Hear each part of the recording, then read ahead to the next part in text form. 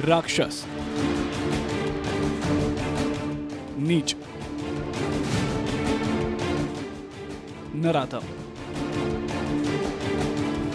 દ્રશ્યોમાં દેખાતા આ જંગલી માટે આવા શબ્દો પણ ટૂંકા પડી રહ્યા છે, કારણ કે એણે 10 વર્ષની એક માસૂમ દીકરી સાથે રૂવાડા ઊભા થઈ જાય એવું કૃત્ય આચર્યું છે. 10 વર્ષની માસૂમ દીકરી સાથે આ નરાધમે એવી ક્રૂરતાપૂર્વકનું વર્તન કર્યું જે હૃદયદ્રાવક છે. હવસના પૂજારી વિજય પાસવાને માસૂમ બાળાને પોતાની હવસનો શિકાર બનાવી દુષ્કર્મ આચર્યું. ઝારખંડનો પરિવાર પોતાના કામ અર્થે બહાર ગયો ત્યારે ઝઘડિયા જીઆઈડીસીમાં એકલતાનો લાભ લઈને વિજય પાસવાન નામના નરાધમે 10 વર્ષની બાળકીનું અપહરણ કર્યું અને નિર્જન સ્થળે લઈ જઈ પીંખી નાખી. બાદમાં બાળકીને લોહી લુહાણ હાલતમાં મરતી મૂકીને ભાગી ગયો. સાંજે પરત ફરેલી માતાને બાળકી ન દેખાતા શોધખોળ શરૂ કરી. એ જ દરમિયાન તેને દીકરીના કણસવાનો અવાજ સંભળાયો. ઘરની નજીક એક દિવાલની પાછળ બાળકી બૂમો પાડી રહી હતી.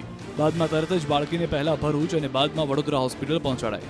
મૂળ ઝારખંડના આરોપી વિજય પાસવાનને પણ દબોચી લેવાયો. આરોપી 2 સંતાનનો પિતા છે. તેનો પરિવાર ઝારખંડમાં રહે છે. રાક્ષસના અવતાર સમાન આ વિકૃત વિજયે દુષ્કર્મ બાદ બાળકીના ગુપ્તાંગમાં લોખંડનો સળિયો નાખ્યો અને બાળકીને મોતના મુખ સુધી ધકેલી દીધી. આ બાળકી હાલમાં જિંદગી સામે જંગ લડી રહી છે. માસૂમના મોઢા, પેટ અને પ્રાઇવેટ પાર્ટમાં ગંભીર ઈજાઓ છે.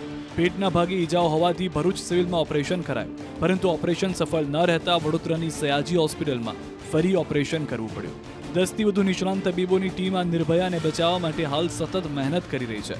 12 વર્ષ પહેલા 2012માં 16મી ડિસેમ્બરે માનવતાને શર્મસાર કરતી જે ઘટના દિલ્હીમાં નિર્ભયા સાથે બની હતી, એવી જ ઘટના 2024ની 16મી ડિસેમ્બરે ઝઘડિયા જીઆઈડીસીમાં વિસ્તારમાં બની. પોલીસે ગણતરીના સમયમાં જ આરોપી વિજય પાસવાનને દબોચી લીધો છે. પૂછપરછમાં વિકૃત વિજયે ગુનાની કબૂલાત કરી છે.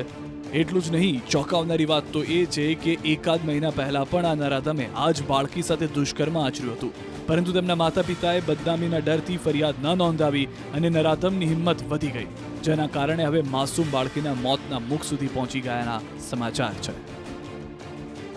આ વિજય પાસવાને આ બાળકી ઉપર રેપ કર્યો છે અને એના ગુપ્ત ભાગમાં અમુક મેટાલિક પાર્ટ ઇન્સર્ટ કર્યો છે, જે ખૂબ જ ખરાબ કૃત્ય થયું છે. આ ખબર પડતા વિજય પાસવાનને એરેસ્ટ કરી અને આગળની લીગલ પ્રક્રિયા તપાસ ટીમ દ્વારા કરવામાં આવી રહી છે. આ કૃત્ય ખૂબ જ ખરાબ થયું છે. સરકાર આ બાબતે ગંભીરતા રાખવી અને પેરેલલી બેસ્ટ સારવાર મળી રહે એના માટે ડોક્ટર્સની ટીમ અપોઇન્ટ કરી છે અને બાળકીને પ્રથમ એક ઓપરેશન ભરૂચમાં થયા બાદ એને એસએસજી હોસ્પિટલ બરોડા રિફર કરી છે, જ્યાં પોલીસની ટીમ અને ડોક્ટર્સની ટીમ એને બેસ્ટ મેડિકલ સર્વિસીસ મળી રહે એ પ્રમાણેની વ્યવસ્થા કરી રહ્યા છે. પેરેલલી જ્યારે આ વ્યક્તિએ આવું કૃત્ય કર્યું છે તો આરોપીની ધરપકડ કરી.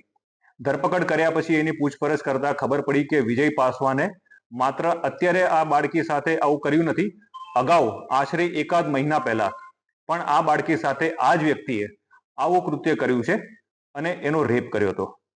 આ ખબર પડતા તાત્કાલિક અમે લોકોએ તપાસ ટીમ, એફએસએલ અને ડોગને બધાને સ્થળ ઉપર બોલાવી અને પુરાવા મેળવવાની પ્રક્રિયા ચાલુ કરી છે. બેઝિકલી જ્યારે ગુનો દાખલ કર્યો ત્યારે 137, 65 અને પોક્સો એક્ટ બીએનએસની અલગ અલગ સેક્શનમાં, પણ જ્યારે અમને ખબર પડી કે બાળકી સાથે માત્ર આ કૃત્ય નહીં પણ એની ઉપરાંત એક મેટાલિક રોડ સાથેનો પણ એની જોડે વ્યવહાર થયો છે ખરાબનો, તો અમે લોકોએ બીએનએસની સેક્શન 109 એટલે કે જૂની એક્ટની આપણી 307નો પણ ઉમેરો કર્યો છે. એટલે તમામ સેક્શન જે લાગુ પડતું હશે એ અમે લગાડી છે અને હજી બી જો કોઈ બીજા એવિડન્સ મળશે અથવા બીજો કોઈ કૃત્ય થયું હશે તો એની પણ તપાસ અમે કરશું.